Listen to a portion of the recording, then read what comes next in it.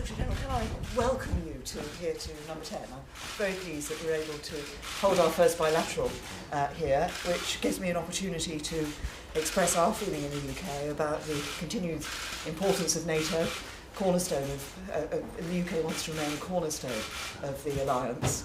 We very much believe in the alliance and our contribution to it. I think as we look at Russia in the face of Russian aggression, I mean, of course, here in the UK we're committed to our 2% of GDP being spent on defence. As you know, we're contributing troops to defence of Eastern Europe through the NATO operations, and our commitment is significant in all of these issues, and we've agreed to maintain our independent nuclear deterrent. Yeah. We did that vote earlier in the year.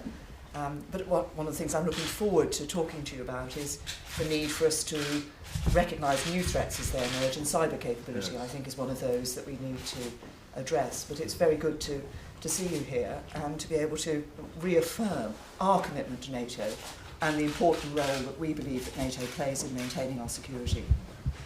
Thank you so much, Prime Minister, and let me start by thanking you for your personal leadership and also for the very strong commitment and the enduring commitment by the United Kingdom to NATO and to the transatlantic bond. And you show that in so many different ways, not least by spending more than 2% on defence, more than 2% of GDP on defence.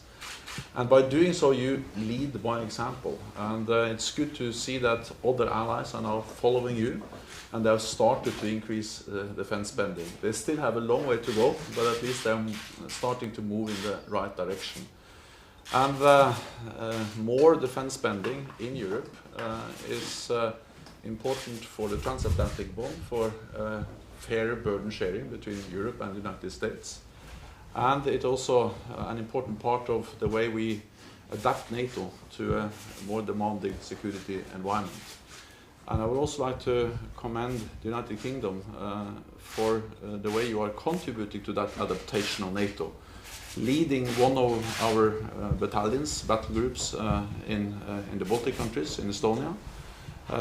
You will lead one of our the High Readiness Joint Task Force next year, and the key role you, for instance, play when it comes to modernizing and strengthening our cyber defenses.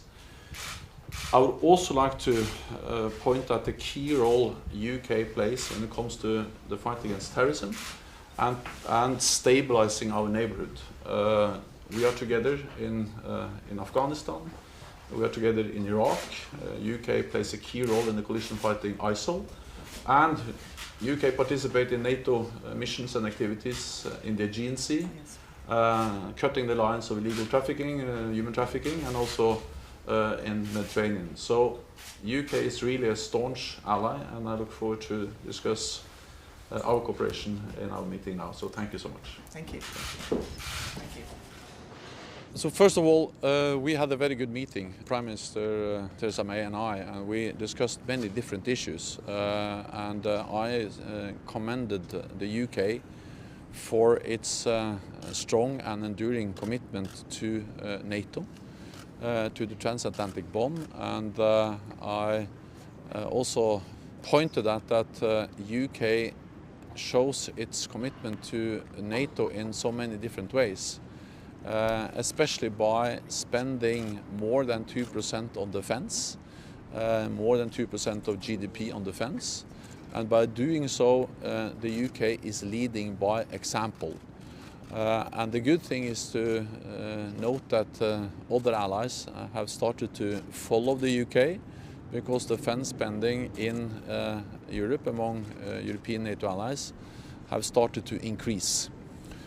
That is important because increased investments in our defence is one important element in our response to a more dangerous security environment. And that's something I welcome. And I also welcomed the many other contributions of the UK to NATO. The UK will lead our High Readiness Joint Task Force next year, and the UK will also be leading one of the battle groups we are going to deploy to the Baltic countries from this summer. Then we also underlined the importance of the transatlantic bond, and she confirmed the message from President-elect Trump, the message President-elect Trump also conveyed to me in the phone call I had with him on Friday, and that is that the United States will remain committed to NATO, to the transatlantic bond, and to the security guarantees for Europe. So I look forward to working with President-elect Trump, and I also look forward to welcoming him to our summit in Brussels next year. That will provide us with a good platform to show unity and to reiterate the strong commitment of all NATO allies to defend each other.